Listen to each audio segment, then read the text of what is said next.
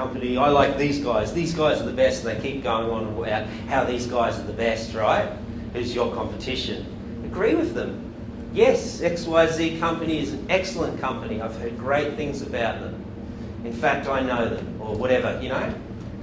There's no argument after that, is there? Then you've got that process of going on. Trading's always bag each other. Yeah. You're trying to win a job, you bag the other guy. That's the worst thing you could do. Yeah. That's common. That's the worst thing you could do. And just before we stop for a break, can I just wrap up telling you guys a little story? Probably a little known story by most.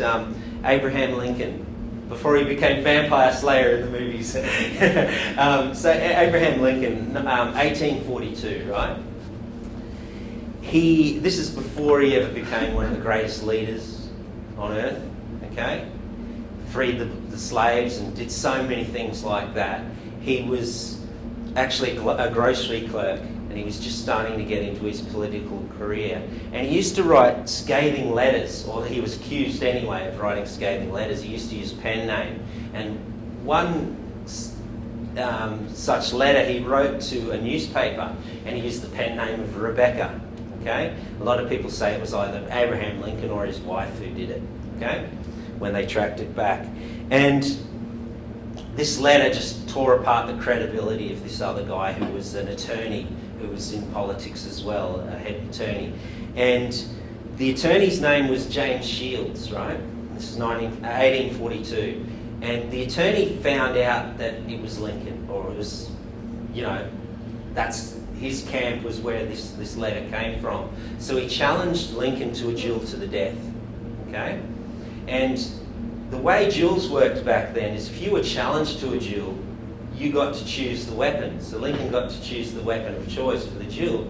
And Lincoln was a huge man, right? He had really long arms too. So he chose swords because he thought, wow, you know, if this guy can't even get near me before I could slash him with the sword, right? So he learned to use the sword the time leading up, because they always had a long time leading up to the duel.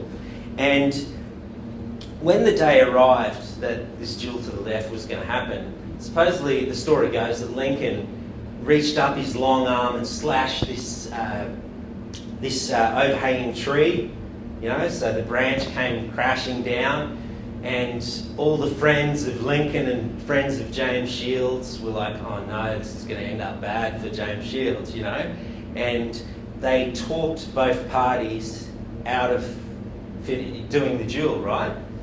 And Lincoln that was like considered the defining moment in Lincoln's career.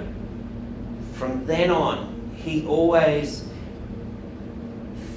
stood back and thought before he talked about anyone else, or before he sent letters. So he had generals who went out to war for him, who often refused to take his orders and lost battles doing that. And he'd go to write a letter scathing them and going how they're sacked and this and that.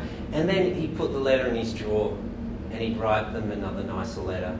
And what he always said to it himself was, he said, when anyone else, you know, made fun of or said, you know, like the South, the horrible people or things like that, he'd say, if we were in their shoes, maybe we would be different too.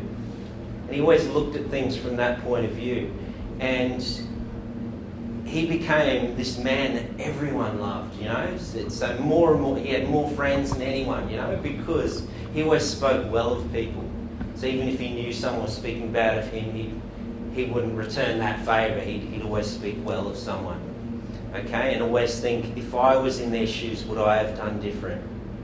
Because from then on, it didn't matter what he did in the past and the way he treated other people in the past. It only mattered what's in the future and how you treat other people. Okay, so remember that any time, you know, there is, and as you said, tradies are notorious for that. All businesses are notorious for putting each other down. I found when I talk to them, but the ones that don't they have a great reputation, lots of friends. Imagine if someone was saying, you know, oh, something about you, like he's not a good guy, and then the same person who was told that came to you and said, what do you think about this guy? And you say, I think he's a great guy. Who looks bad then? You You know, who really looks bad at the end of the day then?